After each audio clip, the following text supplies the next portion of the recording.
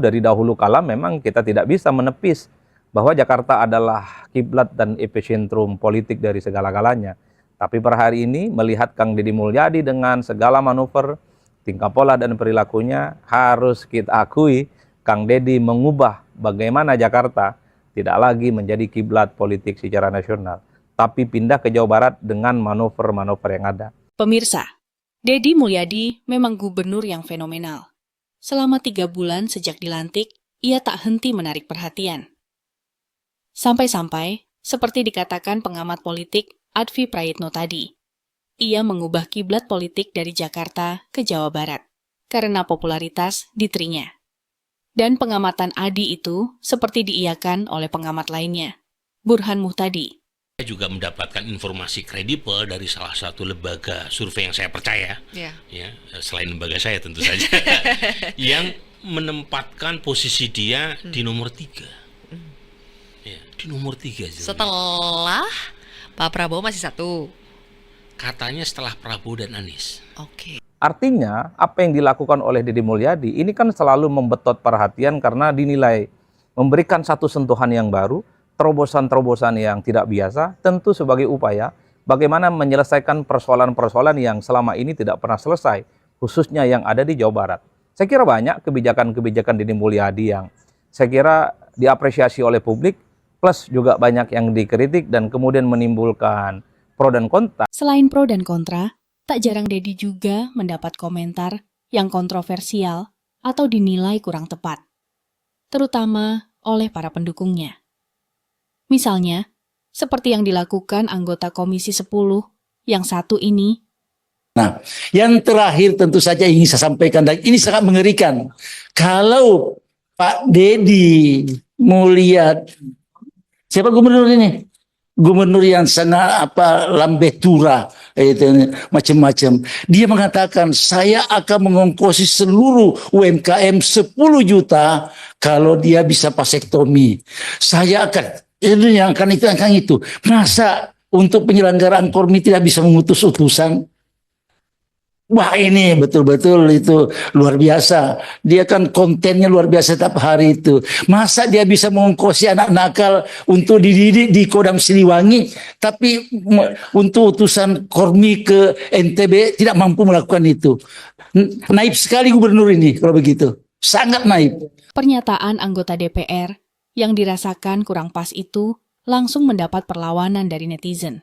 Kalau Pak Deddy Mulyadi, siapa gubernur ini? Gubernur yang sangat lambetura.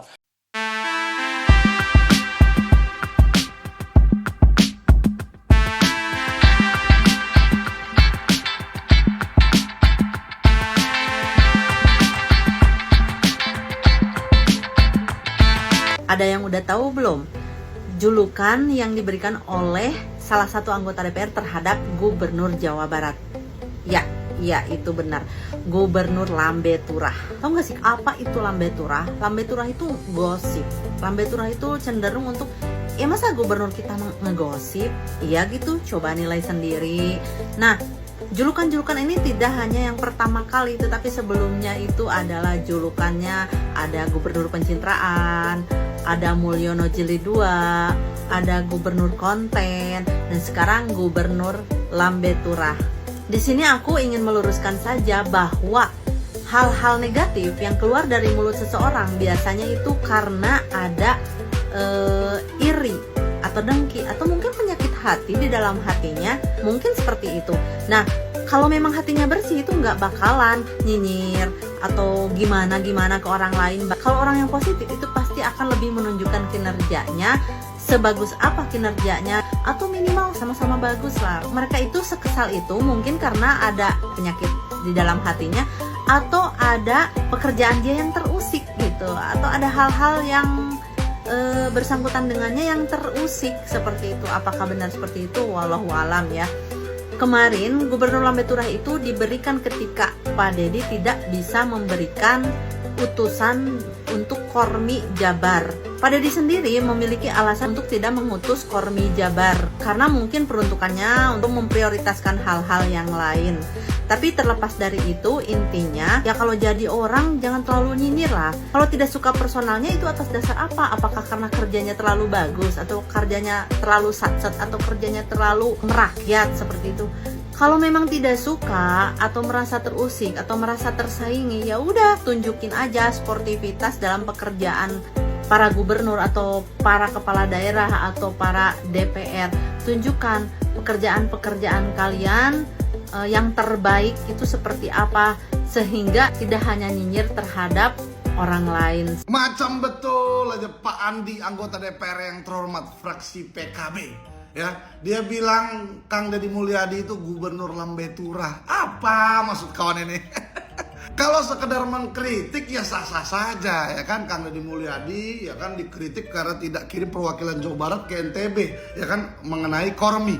Ya itu silakan, tapi ngapain nyinyir gitu sampai personal, dibilang lambe turah. Lambe turah tuh aku sampai cek di Google ya, itu artinya tukang gosip. Lah emang KDM tukang gosip? Lah emang Anda di forum besar itu ngapain nggak ngegosipin Kang Deddy Mulyadi bilang lambe turah? Hah? Tapi lucu ya, mungkin saking bagusnya Kang Deddy, terobosannya luar biasa, dan apa-apa tentang Kang Deddy itu semua viral karena programnya yang luar biasa. Jadi banyak yang mau numpang tenar, numpang terkenal gitu. Ia lebih baik gubernur lambe turah, tapi dia bekerja untuk rakyat daripada partai kutu loncat yang kemarin teriak-teriak perubahan, masuk kekuasaan. Partai kocak banget, partai kok begitu ya.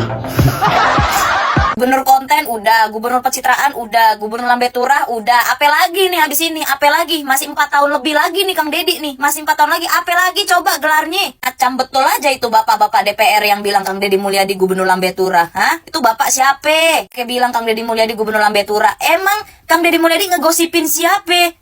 Kalau dari cara mulutnya ngomong ya, itu lebih lambe turah si bapak DPR yang tadi tuh. Dari gaya ngomong mulutnya tuh kayak ibu-ibu yang lagi ngegosip. Kalau itu bapak DPR sekedar mengkritik Kang Deddy Mulyadi ya nggak apa-apa kan ya. Kan tinggal bilang Gubernur Jawa Barat Kang Deddy Mulyadi tidak mengirim perwakilan Jawa Barat ke NTB, ke Kormi NTB, tidak mengirimkan perwakilan Kormi Jawa Barat ke NTB. Ya nggak apa-apa kalau mengkritik. Tapi ada buntutnya, Kang Deddy Mulyadi dibilang gubernur lambe turah, dibilang gubernur naif dan segala macamnya. Macam betul aja nih bapak DPR yang terhormat inilah. Padahal ya itu bapak DPR fraksi PKB itu lagi nyinyirin Kang Deddy Mulyadi di rapat itu tuh. Itu dia yang lagi nyinyir, berarti yang lambe turah siapa? Coba, siapa? Kenapa sih bapak DPR itu malah nyerang personal Kang Deddy Mulyadi dibilang lambe turah? Itu udah nyerangnya ke personal itu, bukan kinerja kerjanya itu. Tapi ini Kang Deddy Mulyadi ini emang hebat sih. Saking dia programnya bagus, kinerjanya bagus, kerjanya baik, nyata, tulus, ke rakyat gitu ya. Makin banyak pejabat-pejabat yang tiba-tiba nongol, yang tadinya gua nggak tahu, tiba-tiba gua jadi tahu gitu ya. Contohnya, ya si bapak DPR PKB itu, gua baru tahu itu dia siapa. Jadi banyak pejabat-pejabat yang tiba-tiba mukanya bermunculan, tiba-tiba jadi terkenal gitu karena bawa-bawa nama Kang Deddy Mulyadi selaku Gubernur Jawa Barat. Mantap KDM. Dedi sendiri menanggapi sebutan itu dengan santai. Malah sambil tertawa-tawa di depan masyarakat Majalengka dalam sebuah abdi negeri nganjang kawarga. Menurutnya, ia tak peduli dengan segala sebutan yang telah ditimpakan kepadanya, termasuk sebutan lambe turah itu. Yang penting, saya melaksanakan apa yang telah saya janjikan kepada rakyat, kata dia. Terus penting ia diberi gelar naon di wae cenah aing anu mere gelar deui anggota DPR tadi. Ka aing nyebutkeun gubernur lambe turah. Keun bae aing mah disebut gubernur lambe turah ge. Da rata-rata jelema sok hayang asup ka lambe turah. Bener tak? Nek diberes gelar gubernur naon wae ge teu penting. Nu penting mah naon nu dijanjikeun ka rakyat diwujudkeun.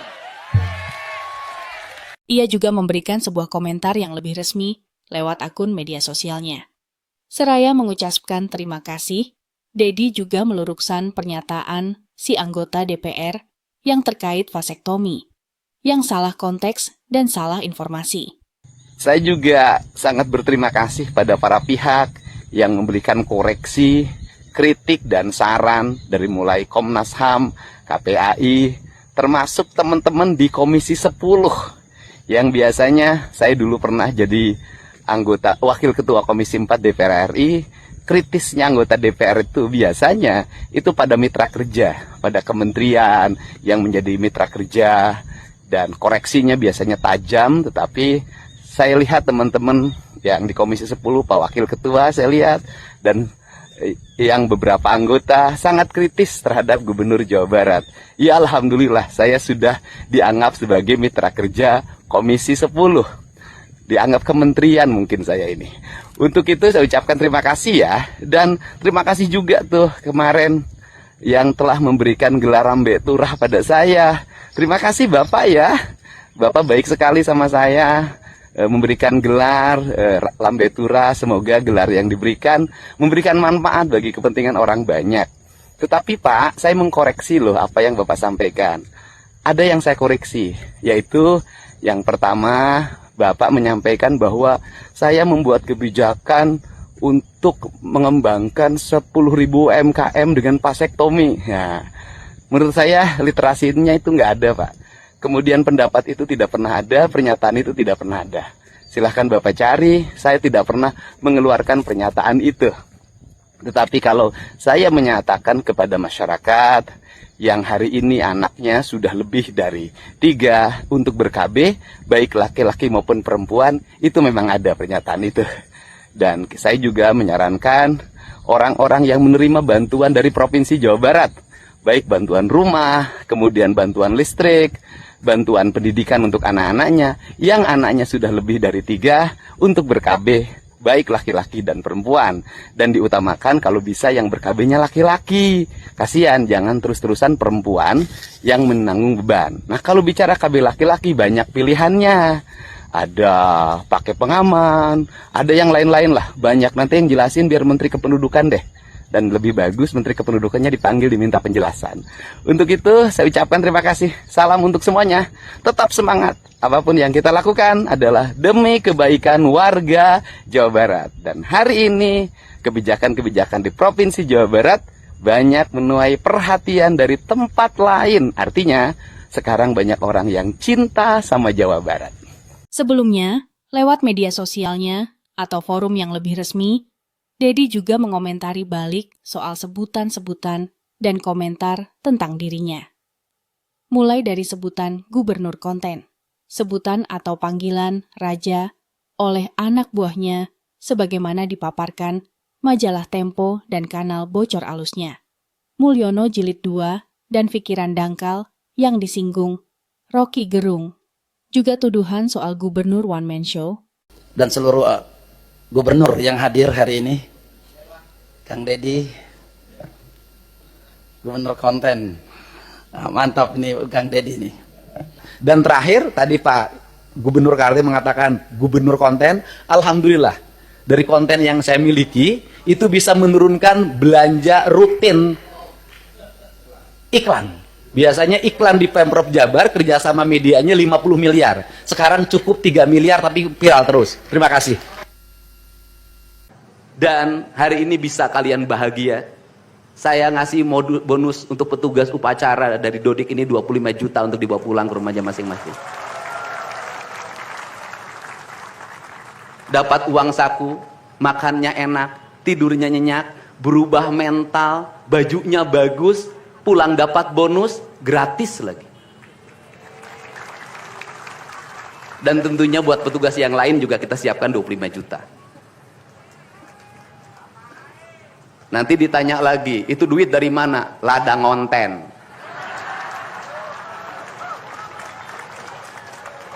Saya selalu ditanya, Pak Dedi duitnya dari mana ngonten? Habis itu dimasalahin lagi, gubernur konten. Lebih baik dari jadi gubernur konten, punya duit diberikan pada rakyat daripada gubernur molor. Bener nggak? Ya kan, daripada gubernur tidur, gubernur protokoler, gubernur ingin dihargai, gubernur menghabiskan anggaran jalan-jalan ke luar negeri, teu hayang teuing aing. Sia teh moal manggih gubernur model kieu heuh. Geus mere rupa-rupa gelar ka aing, gubernur konten. Bener teu? Bae jadi gubernur konten. Kembae lumayan, boga YouTube sorangan, boga IG sorangan, boga TikTok sorangan, teu kudu ngulikeun ka batur. Sabab harga ngulikeun ka influencer, harga ngulikeun ka bajer mahal miliaran malah puluhan miliar. Aing mah teu kudu ngulikeun, teu kudu make konsultan ku sorangan we. Lumayan pan anggaran jeung influencer, jeung bajer, jeung konsultan ku aing dipake ngabangun imah maici. Bener tak? Dipake ngabiayaan ngabangun jalan geuningan can Kang Dedi jalanna tunggu sakedeung deui engke jalan aralus di Jawa Barat tapi nu ti heula alus jalan provinsi heula. Jadi KDM ini dipanggil raja oleh kepala dinas, oleh orang-orang politikus ya, politikus itu di Purwakarta ya dulu. Di Purwakarta bahkan sampai ketika KDM sekarang jadi gubernur Jawa Barat gitu. Kenapa? Awalnya dulu ketika di Purwakarta itu KDM memanggil sekdanya dan beberapa kepala dinas yang dekat sama dia itu dengan sebutan Patih dan Mahapatih. Nah, maka orang-orang di sekitar, wah dipanggil Patih Mahapatih nih. Saya manggilnya raja dong gitu. Jadi dipanggillah raja. Terima kasih ya pada Tempo yang telah memberikan analisis dan kajian yang mendalam tentang saya. Saya sangat respect terhadap apa yang disajikan. Karena itu bagian dari proses dinamika berdemokrasi dan kebebasan media dalam mengungkap fakta dan data. Tetapi ada hal yang perlu saya koreksi yang mungkin sumbernya tidak pas. Misalnya bahwa saya dulu ketika menjadi bupati itu menyebut sekda dengan panggilan Patih dan Mahapatih. Nah, ini nggak pas nih, nggak tepat. Sekda saya yang pertama itu bernama Maman Rosama, tidak pernah dipanggil Mahapatih atau Patih. Yang kedua itu bernama Hami Mulyana sudah almarhum, tidak pernah dipanggil itu. Yang ketiga namanya Haji Fadil Karsoma, juga tidak pernah dipanggil itu. Jadi panggilan itu tidak pernah ada dan tidak tepat. Dan kemudian para sekda saya tidak pernah menyebut saya raja. Para kepala dinas saya tidak pernah menyebut saya raja, termasuk di provinsi hari ini nggak ada satupun kepala dinas yang menyebut saya raja. Sekda Jabar tidak menyebut saya raja sampai hari ini. Tapi dari mana sebutan raja pada saya itu berasal? Nanti deh wawancara lagi. Nanti sumbernya saya bawa biar dia yang jelasin. Saya tidak ingin bicara soal watak, strategi, kemampuan membangun public opinion dari Kang Dedi, karena pada akhirnya pembandingnya cuma Mulyono. Kan dari tadi Anda ngomong begitu. Kenapa pembandingnya nggak Bung Karno misalnya coba? Atau Bung Karno juga bicara hal-hal yang retorik, tetapi dengan logika yang kuat gitu. Sehingga bisa dibantah retoriknya selamat, logiknya selamat. Jadi samar-samar saya mulai melihat bahwa yang berbahaya sebetulnya bukan Deddy Mulyadi, Yunto Mulyono. Tetapi penonton Mulyono dan penonton Deddy Mulyadi sama. Itu soalnya. Nih ada Armando. Bicara tentang mengajar teori komunikasi itu. Di dalam teori komunikasi ada satu prinsip yang menerangkan bagaimana orang mengkonsumsi kedangkalan gitu. Apa namanya deh ya? Society of the spectacle. The society of the spectacle. Gimana bahasa Indonesianya? Masyarakat yang doyan nonton kedangkalan, kira-kira itu. Saya memilih menjadi orang yang berpikiran dangkal, tapi melahirkan hamparan tanaman. Daripada mengaku pikirannya dalam, hanya membuat banyak orang tenggelam. Pagi semuanya, kita hadapi berbagai kritikan dengan senyuman. Salam bahagia, sehat selalu, dengan melangkah hidup akan menjadi berkah. Seluruh rakyat Jawa Barat bergembira karena rencana kita dalam melaksanakan pembangunan akan berjalan dengan cepat. Tetapi barangkali para media sangat kecewa karena hari ini tidak kejutan-kejutan lagi sehingga viewernya mungkin agak menurun hari ini. Tetapi kita harus berkorban demi kepentingan rakyat Jawa Barat. Kita kesampingkan viewer, kita kesampingkan komen, kita utamakan kepentingan rakyat Jawa Barat. Tetapi yakinlah bahwa apa yang kami lakukan selama ini, langkah-langkah yang seringkali kontroversi, langkah-langkah yang seringkali dianggap one man show, langkah-langkah yang seringkali dianggap terlalu sendiri dan terlalu konten, sesungguhnya adalah langkah-langkah menyelesaikan ini semua. Saya berikan contoh. Kalau saya melakukan operasi terhadap penutupan galian C, penutupan areal-areal pelanggaran terhadap lingkungan, kalau saya mengkoordinasikan terlebih dahulu dengan jajaran saya, bisa jadi operasi saya gagal. Kenapa? Karena begitu rapat, besoknya penambangnya sudah tahu apa yang akan kami lakukan. Sehingga kejutan-kejutan itu dilakukan untuk memberikan efek kejut. Dari efek kejut itu melahirkan viral. Dari viral itu melahirkan atensi. Yang pada akhirnya hari ini Jawa Barat seluruh penambangan liar bisa diselesaikan secara hukum. Dan Kapolda memberi atensi yang sangat tinggi. Hari ini Jaksa Agung memberikan perintah kepada Kejaksaan Tinggi untuk melakukan proses pidana bagi siapapun yang melakukan pelanggaran lingkungan dan memberikan kerugian bagi kepentingan masyarakat. Lalu, bagaimana selanjutnya? Apakah kemampuan Dedi menggeser epicentrum politik Indonesia dari Jakarta ke daerah ini akan berdampak lebih jauh? Juga menjadikan daerah-daerah lain sebagai epicentrum baru? Lalu apa yang akan terjadi di kemudian hari? Ya kita tunggu. Apakah yang dilakukan oleh Kang Dedi ini konsisten selama 5 tahun? Ataukah hanya gebrakan di awal-awal ketika Kang Dedi menjadi sebagai gubernur di Jawa Barat? Karena menjaga stamina politik, menjaga konsistensi politik, terutama mengekspos semua kegiatan-kegiatan yang pro dengan rakyat, itu bukan perkara gampang. Tapi ala kulli hal di atas segala-galanya, manuver seperti yang dilakukan oleh Kang Dedi bagi saya penting untuk dilakukan oleh kepala-kepala daerah yang lain, terutama untuk mengekspos, terutama untuk menampilkan apa saja yang sudah mereka lakukan sebagai bentuk pertanggungjawaban kepada publik, supaya mereka itu tak lagi disebut sebagai kepala daerah yang tidak bekerja. Tentu di era medsos yang sangat berlimpah, kepala-kepala daerah itu punya kemewahan untuk menjelaskan kepada publik apa saja yang sudah mereka lakukan, terutama untuk menyelesaikan persoalan-persoalan yang ada di daerahnya masing-masing. Kalau dulu orang misalnya nunggu berita masuk pada media mainstream, masuk TV, masuk koran, kemudian media cetak, termasuk radio. Tapi dengan adanya medsos, ada TikTok, ada YouTube, ada IG, dan seterusnya, itu memungkinkan semua orang, semua kepala daerah bisa menjelaskan kepada publik apa yang mereka sudah lakukan, terutama untuk kepentingan daerahnya masing-masing. Karena dulu banyak sekali dugaan kepala daerah itu bekerjanya hanya 5 tahun sekali, terutama ketika menjelang pemilihan kepala daerah. Setelah itu, semuanya senyap, semuanya diam, dan tidak melakukan apapun. Oleh karena itu, sebagai bentuk pertanggungjawaban publik, saya kira kepala daerah sangat layak untuk meniru dan mencontoh apa yang dilakukan oleh KDM.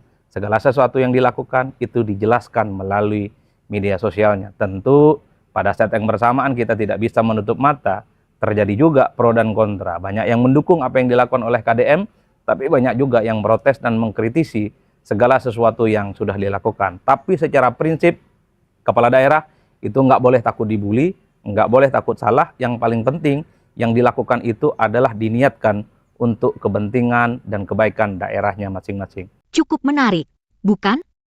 Atau Anda berpendapat lain? Tuliskan komentar dan pendapat Anda di kolom komentar. Dan, sebagaimana biasa, saya ingatkan kembali, jangan lupa subscribe kanal ini dan share video ini. Supaya informasi positif yang ada di dalamnya lebih banyak yang mengetahui dan memahami kebaikannya. Selamat sore, selamat beraktivitas.